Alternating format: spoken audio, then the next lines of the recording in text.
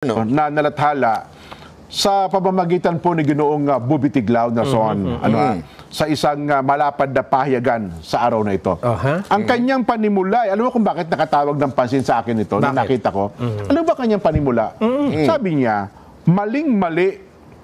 maling-mali ang Social Weather Station o SWS report na inilabas po ng Philippine News Agency kung saan.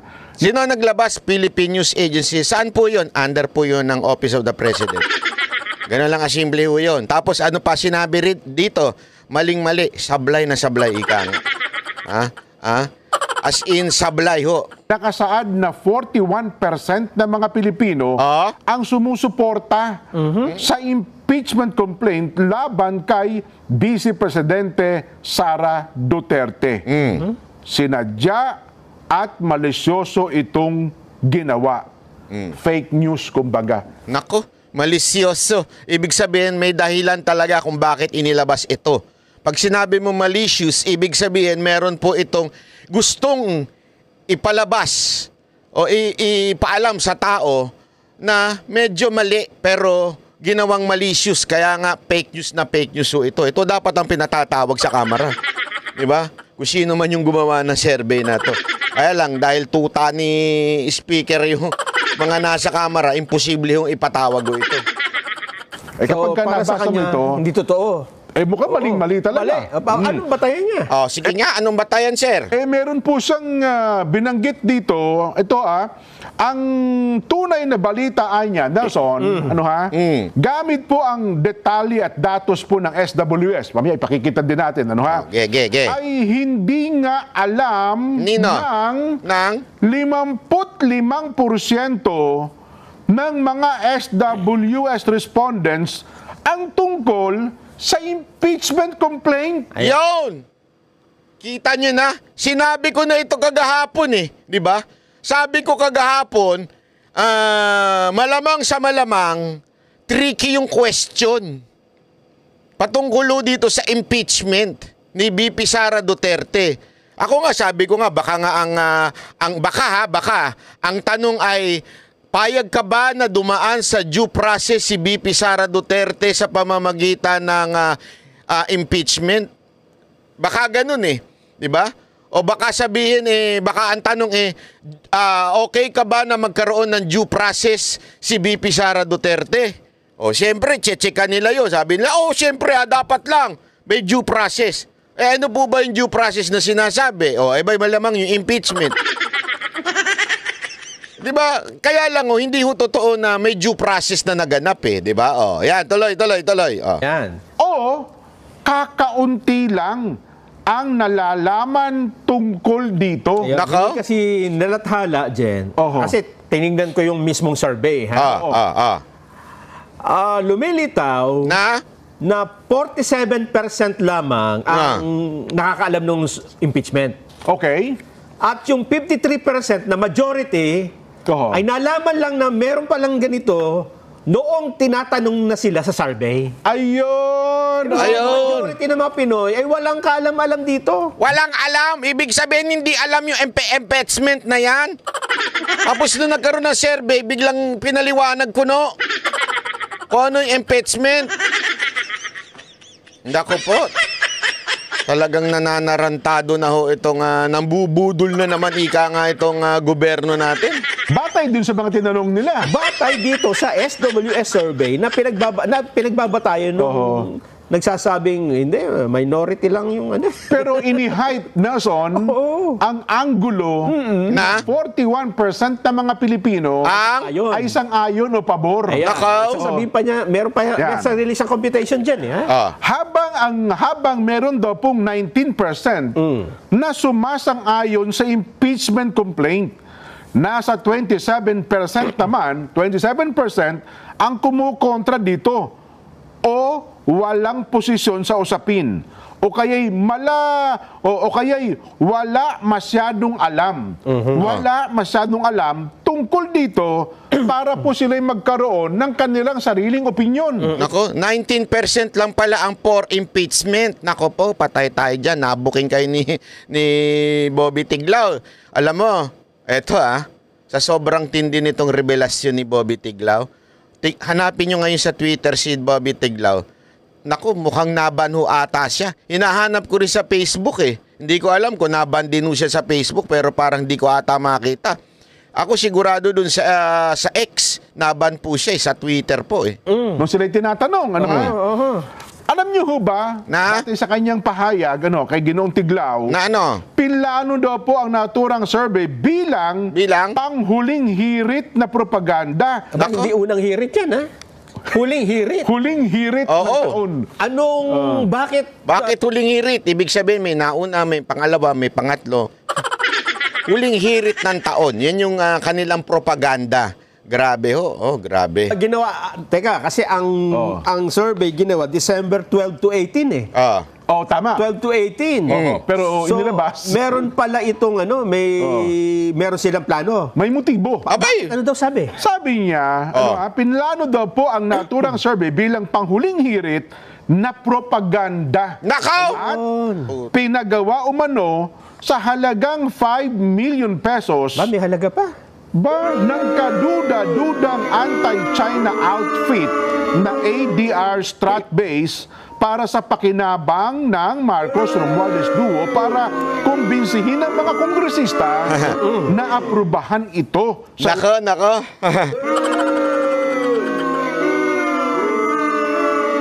Meron akong alam pero hindi ko na lang sasabihin. Kasi, nako, ayoko. Baka i-deny lang nila ito eh. Pero according kay Bobby Tiglao, 5 million daw ang binayad sa survey na ito. Nako. Basta ako, meron akong, hindi ko na lang papangalanan. Okay? Hindi ko na lang papangalanan. Okay? Basta ganito. Noong dating tumatakbo si Mocha, meron, nako, ayoko na magsalita. Mabubuking na naman tayo nito. Yari tan, daldal mo manatbay. Meron kaming nilapitan na politiko at humingi kami ng tulong. Hindi tulong financially tulong advice. Kasi itong politiko nito, itong family na ito ay matindi ho ito sa meron ho itong kaalaman pagdating sa mga ganyan. Okay? So hininga namin ng advice. Hindi ito mga Duterte hindi ho ito mga Duterte. At alam mo, nung pinapunta kami doon, naku, ayoko na sabihin. Sa bahay nila, may pinamit sila sa amin na foreigner. Foreigner na lang.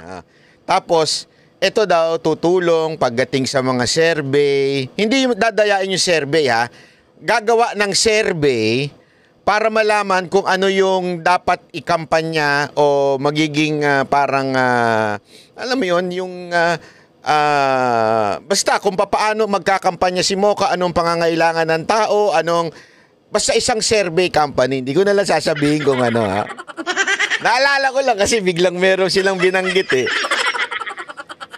Tapos, ang tindi ng bayaran, mga 1 million to 2, hindi actually 2 million wala kaming pera. To sabi namin, hindi, no thanks na lang. No thanks na lang. Naalala ko lang bigla.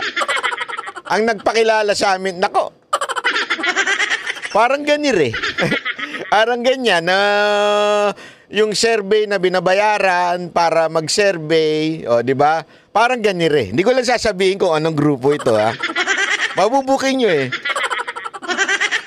parang ganito sinasabi nga nitong dalawang host na ito. Lalong madaling panahon. So, naghahabol sila na gusto nila bago matapos ang Disyembre, bago matapos ang taon, express. Ang tinambagitan ito yung impeachment. Yeah. Ay, grabe talaga. Ang plano daw po ay paarangkadahin ito bago ang holiday break. Tulad ng nangyari noong 2001 nang bumoto ang Kamara para sa impeachment ni Nooy Pangulong Joseph Estrada. Sa loob lamang ng ilang oras ay naipasa agad ito sa Senado para naipasa agad ito sa Senado para po sa paglilitis. Yun pala ang plano, yun ang mission nila. Kaya pala ginawa ng December 12 yung survey hanggang I think 1 week to 2 weeks. Para paspasin talaga. Ay, nako. Yan daw ang plano bago daw magkaroon ng Christmas vacation. Nako. Kaya nga alam mo, malaking bagay ang ginawa ng INC dito. Malaking bagay po ang ginawa nila. Dahil nung nagpahayag sila na tutol sila sa impeachment at gagawa sila ng rally, umiikot ang tumbong nitong mga nagpaplano na ito. Mantakin mo si Speaker, nagsalita siya sa pagbabalik ng Kamara, hindi man lang binanggit yung impeachment. Ganon. O kung hindi nyo pa napanood yung video ko na yan, panoorin nyo. Pinost ko po yung video na yan kung paano po bumalaktot si Speaker sa INC. O, tuloy. Yun. Nako, magsisilbi dapat ang survey. Survey. Nako. Motive. Oh. Yes, magsisilbi dapat ang survey bilang basihan para madaliin Nako. ang pagpapa-impeach kay BP Sara Nako. bago matapos ang taon. Ayun! Bakit kailangan na bago matapos ang taon, Jen, ay naipasak na nila yan? Bakit ba kailangan? Sige nga. Ano bang sabi niya? Anong explanation? Pagkatapos nga niyang mailabas ang ulat, agad na nagsalita ang mga kongresistang kabilang po sa Quadcom. Ayan, yan. Oh. Na naghain ng reklamo na sina Jay Kunghun ng Zambales Si Hunghung yan. at Paulo Ortega ng La Union Si Ortega na naman. Lagi na lang yan na sinasalamin ng survey ang galit ng publiko. Nako, sila pala ang parang nagsasabi o nag-speaker parang bagang nagiging tagasigaw na gusto ng publiko yan eh. Gusto nila yon na ma-impeach si BP Sara Duterte, sila pala ang naging boses. Ang tanong, meron kaya silang kinalaman sa survey na to? Gago! Hindi, tanungin natin sila. Si Ginoong Kongresistang Ortega at saka si Hunghung. Di ba si Hunghung yung ewan ko pangalan ng Hunghung, basta. Ito yung jowa ni di ba? Tama ba? Ayoko magsalita. Baka may magkamali ako kasi marami silang mga may jowa-jowa dyan. Di ko alam, baka magkamali ako. Tungkol sa sinasabing maling paggamit ng confidential funds at iba pang mga issue. Nako! Yan. Okay. Hindi anya. Ay, wait. Chotomate. Na-meet ko. Sorry naman. Talay. Kalingan sa SWS report na ito gamit ang sarili nitong datos. Nako. Ito na. Ito na. Kinalize po ni Ginoong, ang sinishare po namin sa inyo, inulit ko po Hindi po, Intro pa lang yun, mga kababayan. Malupit na kagad. Ito talagang datos ang ipapakita nitong dalawang host ng Net25 sa pamamagitan ng isinulat ni Bobby Tiglao. Naku po, patay tayo dyan. sa amin ito nanggaling, kundi sa artikulo na Ni nilathala Bubi. ngayon ni Ginong Bubi Tiglao. Naku po, patay tayo dyan. Maging sa online yata, meron din dito. No? Kaya kung sasagutin niyo siya, si Bobby Tiglao ang sagutin ninyo. Yan. Hindi kami. Opo. Tama, korak. Ng SWS. Ayan. Ayan. 2,160 na Pilipino. Respondents. Yes, ang kanilang respondents. Sandali. Tungkol sa kanilang mga pananaw sa impeachment. Okay. Yan. Malaking porsyento nito na nasa 53%. Ayan ang sinasabi ko. Pero dapat na majority pala, no? Majority. Ano yung majority, Jen? O katumbas niyan, 1,145. Na respondents. Opo, ang nagsabi, wala silang alam. Hala. Wala silang alam Nako. tungkol sa mga hakbang para alisin si Sara Duterte bilang presidente ng bansa. Kung wala kang alam, Jen, paano mo susuporta? Diba? Ay, grabe, Ibig sabihin na 1,000 plus daw ang walang alam. Paano mo sasabing sang-ayon ng majority sa amin? Yan. Majority hindi nga alam yan. Ayan, pinakikita po natin ang resulta. Yan yung computation ni Bobby Tiglao. Yan, opo. Ayan. Ayan. Computation yan ito ni Ginong Ni Bobby Bobby, Tiglao. gamit yung data. Yan. Kasi nirecompute niya eh. Yan. Yan daw po ang pangunahing resulta ng survey sa kabila ng malaking propaganda na ginawa ng grupo sa loob daw po ng ilang buwan noong nakaraang taon at sa kabila ng paglabas ng pagdinig sa telebisyon. Hindi po alam ng karamihan ng mga Pilipino kung tungkol saan ito. Mantakin mo yan. Mantakin mo, hindi pala nila alam yung sinasagutan nila, pambira. Mali.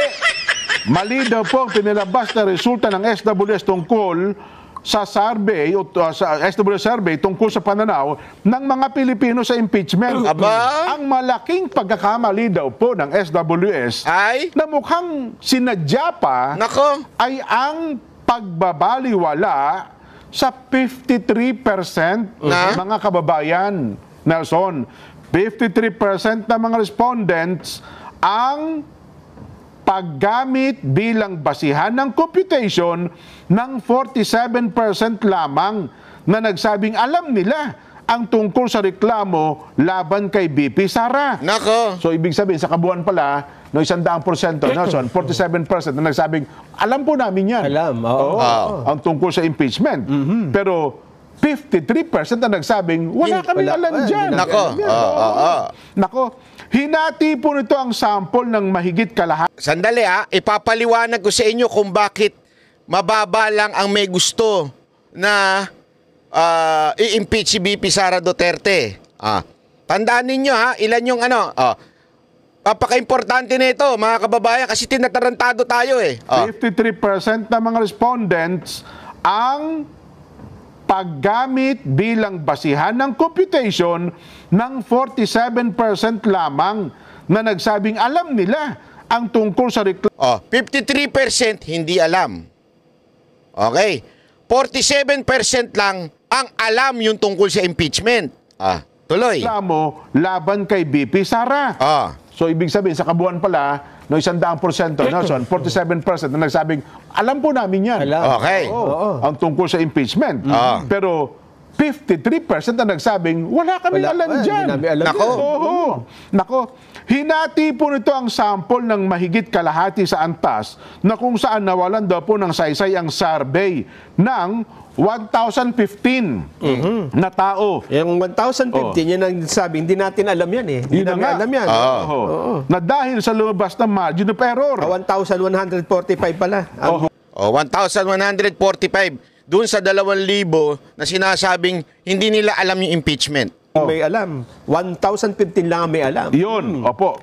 Mula daw po sa 1,015 sa tugon, iniulat ng SWS na, ito po 41% ang sumuporta sa impeachment. Nakita ninyo? Ipapaliwanag ko 1,045 hindi alam yung impeachment, which is 53%. 47%, which is 1,015 na katao, ang may alam. Alam. Hindi sinabing agree. Alam lang. Mula dun sa 1,015 o mula dun sa 43%, doon nakuha nila yung nagsabing 40% o 41% na gusto nila yung survey. Ay gusto nila impeachment.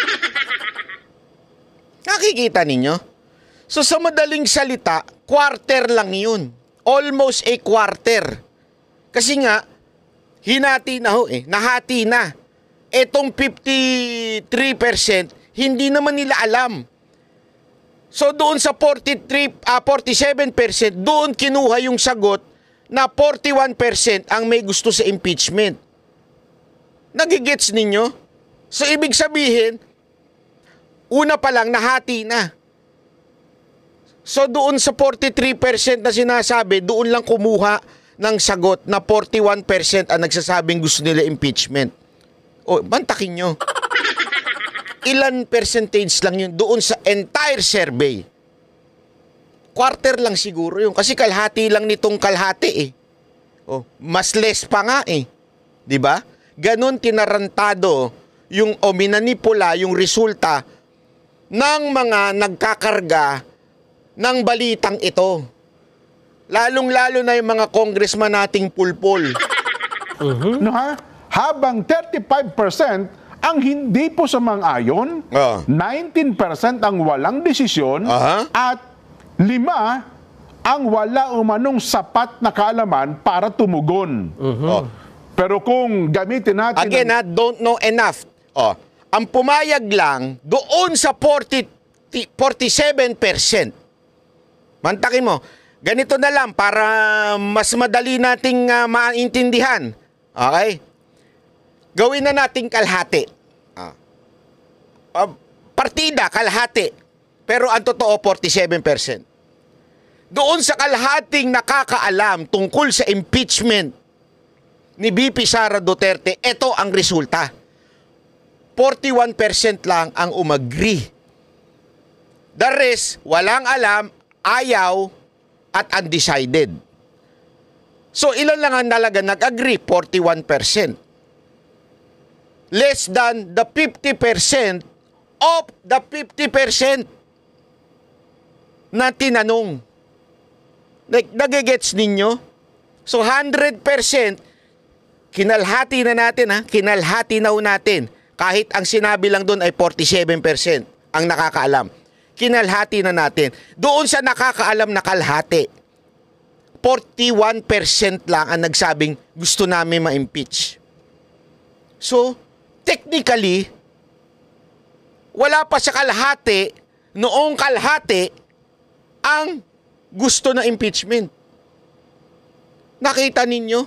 Pero ang pinalalabas ng ilang mga report, lalo na yung mga bayarang puta na media, Gago! oo, mga puta-puta talaga yung mga media na yan kasi mga bayaran yan, mga prostitute. Gago! Kalhati daw ang may gusto na impeachment. O di kaya majority daw. Ano sabi nung congressman? Oo, majority yan, kaya walang kwenta yung INC rally. Ano pa sinabi? Sinabi pa nung isang dating senador. Di ko na lang papangalanan. Pangalanan na lang natin, itago na lang natin sa pangalang Senador Saba. Senador Saba, sabi niya, that's not the, it's a majority. Gano'n-gano'n yung bibig, halatang nakasubo na Saba. Hindi ko na lang sasabihin kung sino. Basta sabi niya, it's not the majority, it's still the voice of the people, it's minority. Pero ang totoo, kalahati lang nung nakakaalam ang nagsabi na gusto nila. So, imaginein mo, halimbawa na lang, padadaliin na lang natin, ira-round off na lang natin. Di ba? Ira-round off na lang natin. Para madali. Sa 2,000 na tinanong, okay? Kalahati niyan, nagsasabing wala kaming alam dyan. So, ibig sabihin nun, 1,000 na lang ang may alam. Dun sa 1,000 na may alam, ang nagsabi lang na pabor sila is 41%. Ilan ng 41% ng 1,000? 410. Parang ganun. Correct me if I'm wrong. So, yung 410 lang ang nagsabi at umagri na gusto nila i-impeach si VP Sara Duterte. So, yung 410%, tama ba? Kasi 50%, 500. Tama. So, 410%. Sa total of 2,000%, 2,000 people, 410 na nagsabing gusto nila. So, anong ibig sabihin nito, mga kababayan? 75%, walang pakialam. Walang pakialam o ayaw nila.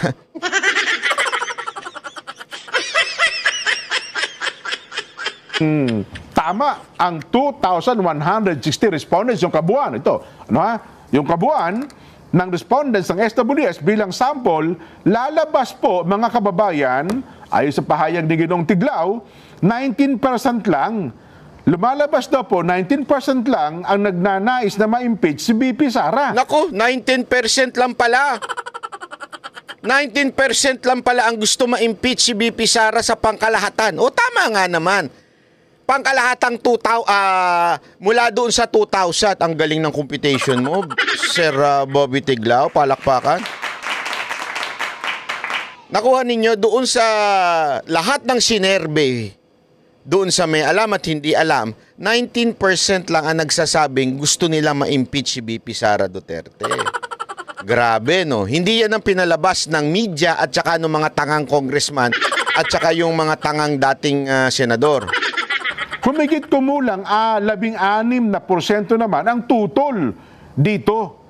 At 64% ang walang alam dito o wala pang tiyak na desisyon. Nako! Yan. Alinaw nun, ha? Alinaw nun, mga kababayan. Malaki po daw ang kaibahan nito sa sinasabing 4 sa 10 Pilipino ang nais makitang impeached si BP Sara. Yan kasi ang interpretasyon ng mga tanga.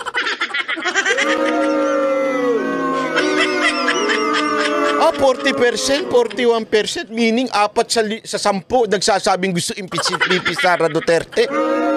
Tanga. Gago! Bumalik muna kayo sa siguro grade 5 o grade 6 para maintindihan ninyo ang survey method. Kung buhay po ang nanay ko, sigurado na pagalitan kayo. Hindi, alam mo yung nanay ko kasi napakagaling na mathematician yan sa JRU. O, naging dean pa yan dyan sa JRU. Ganyang kagaling na mathematician niya, PhD yan. Lahat na lang ng HD meron yan. Napagalitan kayo kasi tama nga naman sa 2,000 na o dun sa totality ng tinanong 19% lang ang nagsabing gusto namin i-impeach si BP Sara Duterte. O alin dun ang 4 sa 10? O, di ba? Naintindihan nyo mga kababayan. Kung hindi nyo naintindihan, panoorin nyo ng paulit-ulit to. O kung naintindihan nyo naman, ishare nyo na. Kasi marami talaga ang nape-fake news na mga tangang media. Mga pokpok na media, mga prostitute na media, at ng mga bayarang congressman at mga bayarang politiko. Naku po, tuloy. Bagay na iniulat halos lahat ng media. Yun nga. Naku po, halos lahat daw ng media nag-ulat. So karamihan pala pokpok na media. Sakit sa nasa banks. Balita talaga yan, ano? O nung mga... Naglulundag nga sila dyan. Ayun na nga, Kasi inislant yung report. Grabe, ang talino itong dalawan to. Palakpakan natin itong dalawan to. Hanga ako sa dalawan to. Kailan kaya ako mag-guest dyan?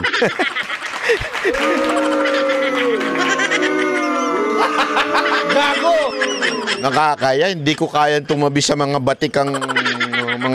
batikang host. At sila mismo ginagamit nilang batayan itong resulta na ito ng SWS.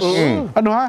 Malaki daw po ang kaibahan noon. Samantalang ang mga anti-Duterte na politiko at mga commentator ang sinamantala daw po. Sinamantala ng mga anti-Duterte na politiko at mga commentator ang peking SWS report. Peke!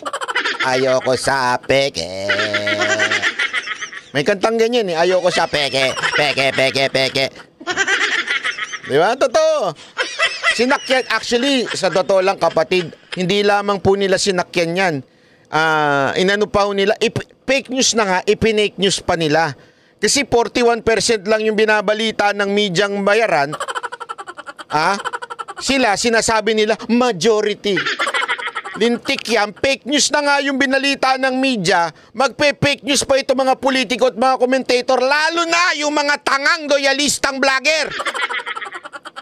Sa bagay, mga nagbebenta lang kasi yan sa kanto ng droga dati, biglang ginawang vlogger, binayaran, kaya tuloy yung paliwanag, tatanga-tanga. Pasensya na po, pero katotohanan po yan Yang mga vlogger na loyalista, mga dating nagbebenta lang yan sa kanto ng shabu Tapos, nabayaran, pinagtanggol na yung kanilang amo. Tanong ninyo kung sino yung nagbabayad. Hindi ko sasabihin. Yung madalas nilang purihin. Ano ha? Ako sa tingin ko yung hindi peke yung report kundi peke yung yung presentation. Yung presentation. Tama. Di ba?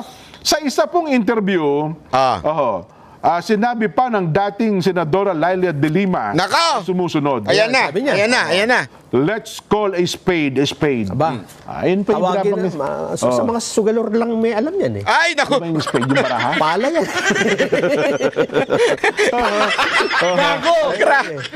Grabe yung banat mo, sir. Pasok. Ika nga. Mga sugarol lang ang may alam niya. Hindi naman siguro mahjong diyan kasi wala na. May spade ba sa mahjong? Sorry, di ako nagmamahjong. Ang alam ko lang may spade yung barbaraha. Natutungkulan niya yung survey. Yung survey. Survey yan. Ano sabi niya? But that number of rallies, yung tinutukoy dito, yung yung rally na... Sinabi pa. Ano sabi? But that number of rallies for Sara isn't bigger than the 41% of the population that the news, that the SWS reported, want the impeached to push through. Tingnan natin dyan, ha? Kung tama yung sinasabi niya. 41% of the population. Tama. Hindi, respondent lang. Kasi parang, ayun daw, yun ang kumakatawan ata sa kabuuan ng bansa. Parang ganun. Mamaya, sundan natin siya dyan. Mamaya, panggeno niya. Naku, mayari ka ngayon, Dilima. Niyayari ka ng INC ngayon. Kasi ikaw dami mong daldal Yung bunganga mo, kung ano-ano sinasabi na let's call spade. Tapos kesyo may sasabihin ka pang hindi majority. At ang majority, taong bayan na nagsasabing gusto na impeachment.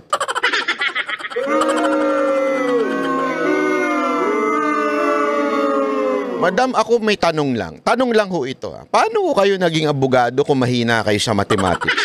Ha? Hindi ako, nagtatanong lang naman po ako. A democracy.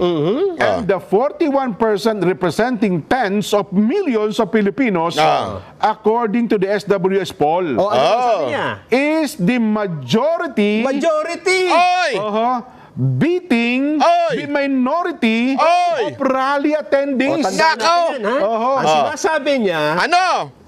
majority. Okay. Ibig sabihin na majority. Pag sinabi mo majority, lagpas sa kalahati. Kaya nga majority. Okay? Kasi pag sinabi mong kalahati, equal. Less than kalahati, minority. Which is 41%. Hindi pa yung kabuuan, ha? Ang tunay na kabuuan is 19% lang. So, ibig sabihin, fake news siyang pahayag ni Dilima na majority. Di ba? Yan ang problema sa iyo, madam. Huwag ka na kasi makisawsaw, wala ka namang alam.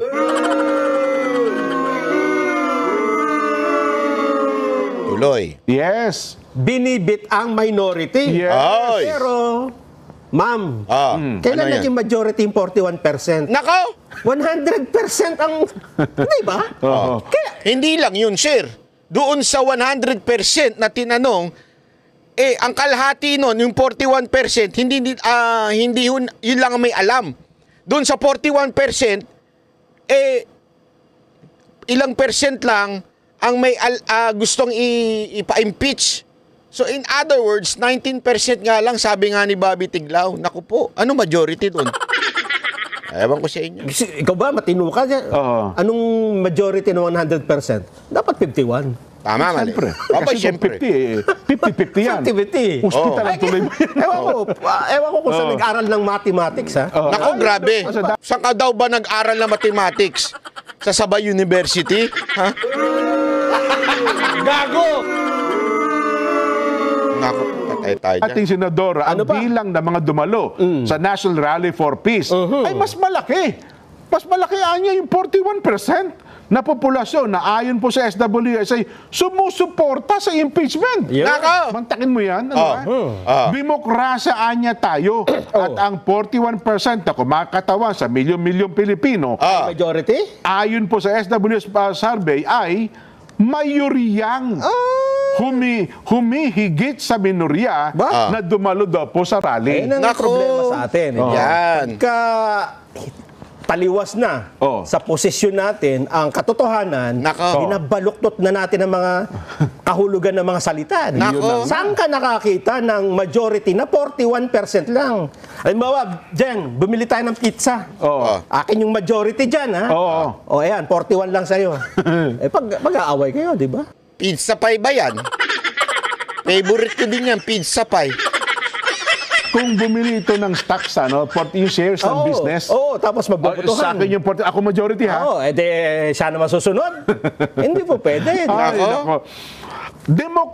Kung susundin natin, sabi pa ni Ginoong Bubitig lang natin, Yan. kung susundin natin ng lohika po ni De Lima, hindi na natin kailangan magsagawa ng mahalagang eleksyon. Bakit? Kailangan na lamang ayon natin gumawa ng survey. Totoo yun. Mag-survey na lang tayo. At doon, lilitaw kung sino ang... Anong kagustuhan ng mayor Yun, di ba? Sa kahalintulad na wala daw pong katuturang argumento, Yan pa. ipinakita ng paminsan-minsang kolumnista. Paminsan-minsan. Huwag nang banggitin yung pangalan. Yun na nga. May mababasa nyo naman. Doon sa artikulo, kayo na lang ang magbasa. No, ha? Sino yun? Sino yun? Sa Facebook. Yes. Anong nakalagay? Sa Facebook. Ang kanyang Pinost.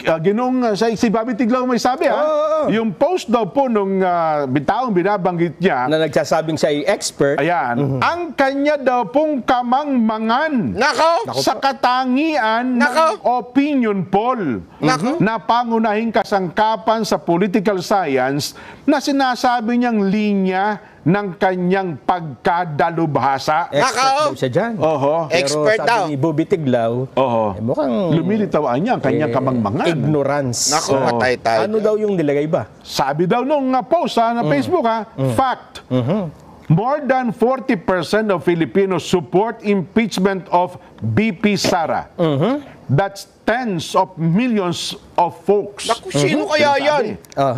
Sino ba yan? Malinaw daw, ayon kay Ginoong Bobby Tiglaw, na hindi alam na nagpapakilalang political scientist ang kaibahan sa pagitan ng theoretical tool para po sa pagtatantya ng suportang politikal. Statistics kasi yun. Yes. Ang mga survey at ang aktual na pangyayari na pinatunayan daw po ng 1.8 million na nakilahok sa National Rally for Peace na pinangunahan po ng Iglesia ni Cristo. Una, ang isyong iniharap ng SWS sa mga respondents para bigyan nila ng kanilang opinyon. Yun pong impeachment. At isang hindi karaniwang usapin para sa karamihan ng mga Pilipino at isa na wala nga silang sapat na kaalaman. Oo nga naman, di ba? Kahit na natukoy daw po ng SWS na 53% ng mga respondents ang walang alam sa impeachment laban po kay BP Sara. Nagpatuloy pa rin ng SWS sa paggawa ng survey at sadyang iniba ang datos para palabasin. Binaluktot yung data. Para palabasin na malaking bilang ng mga Pilipino na nagnanais na ma-impeach si BP Sara. Ang isang may prinsipyong tagakuha ng survey ay hindi daw po magpapatuloy sa survey kapag nalaman niyang karamihan sa mga kinausap niya ay walang alam sa issue ng kanyang tinatalakay. Ayun yan. Ang sinasabi natin dito. Patay tayo dyan. Halimbawa lang pa, ang kahalintulad niya, halimbawa, nag-survey ka. Tungkol sa eleksyon. Ang sabi ng 53%, hindi sila botante. Itutuloy. Magiging kapani-paniwala pa ba yung survey mo? Tapos satanungin mo, sino iboboto mo? Hindi nga ako botante. Ay, nako. Kita niyo yung example nilang ganda nun, ha? Hindi nga siya botante, bakit siya kasali doon sa sasagot? Hindi, sabihin, ito kasi sinasabi dito, doon sa survey, 53% hindi nila alam yung impeachment. So, out sila doon sa usapan. 47% lang ang may alam tungkol sa impeachment. At doon sa 47%, 41% lang ang nagsasabing gusto nila ma-impeach. Sino ba itong tinutukoy ni Bobby Tiglaw na hindi pinangalanan nitong dalawa dahil ayaw nilang pasikatin? Pasisikatin ko. Kasi itong tao na ito, naggagaling-galingan lagi ito. Alam mo, sabi ko na sa inyo to speaking in English is not the determination if you are bright or you are not bright. Marami dyan nag-i-English-Englishan lang pero they are not really bright. Sometimes they are stupid. Eto, merong humirit. Ito yung nakita ko sa post ni Bobby Tiglaw. Ewan ko ito yung sinasabi niya. Minsan nagmamagaling na susulat-sulat, wala namang alam. Hindi kaya nag-chat GPT lang yan, Sir Bobby Tiglaw. Ito po yung nabanggit ni Sir Bobby Tiglao sa kanyang article. O, ayan. si Haydarian. Si Haydarian pala, what do you expect? More than 40% of Filipinos support impeachment ng Bibi Sara Duterte. That's 10 of millions of folks. Ang bihira talaga. Hoy! Bobby Tiglao, Richard Haydarian! Sinupla ka ni Bobby Tiglao! Mahinang nilalang ka kasi, huwag ka na nangingiilam sa mga matatalino. Nagmamagaling ka eh. Kung ako sa iyo, maghanap ka na lang ng ayoko. Mag-usap na lang kayo ni Mark. Magkalibel kayo. Go! O, ituloy natin to. Grabe, nakakatuwa itong dalawang to. Dito, 53% na ang sabi, hindi namin alam yung impeachment na yan. Oo nga. Pipilitin mong sumuporta, di ba? Sige, susuportahan mo ba o hindi? Ganon? Hindi nga nila alam eh. Parang nung nag-survey kay Kong Dante. Oo, yun pa. Di ba? Sino sa mga taong ito ang iboboto mong senador? Tapos tuwang-tuwa sila. Nakita nyo? Hindi lumalabas ang pangalan ni Kong Dante Marcoleta dyan? Paano lalabas? Wala sa pagpipilian, di ba? Grabe. Mga ulul. Gago! Ganun pala kayo. Alam mo, yung survey na yan, huwag kayo nagpapaniwala dyan. Mind conditioning lang ang survey. Huwag kayo nagpapaniwala dyan sa mga, lalo na mga bayarang survey. Naku po, patay tayo dyan. Ang dami niyan. Ayun ang distorted survey. Oo. Papipiliin mo kung sino yung bobotong tapos yung taong... Yes. Di ba? Tapos sasabihin mo, nung hindi lumabas ang pangalan, kita mo, hindi lumalabas ang pangalan mo sa survey. Paano lalabas hindi mo sinama? Kung sinama nyo nga yung pangalan ko baka may gusto pa dyan tumakbo ako Tumakbo ako sa Japan. Ito, di ba?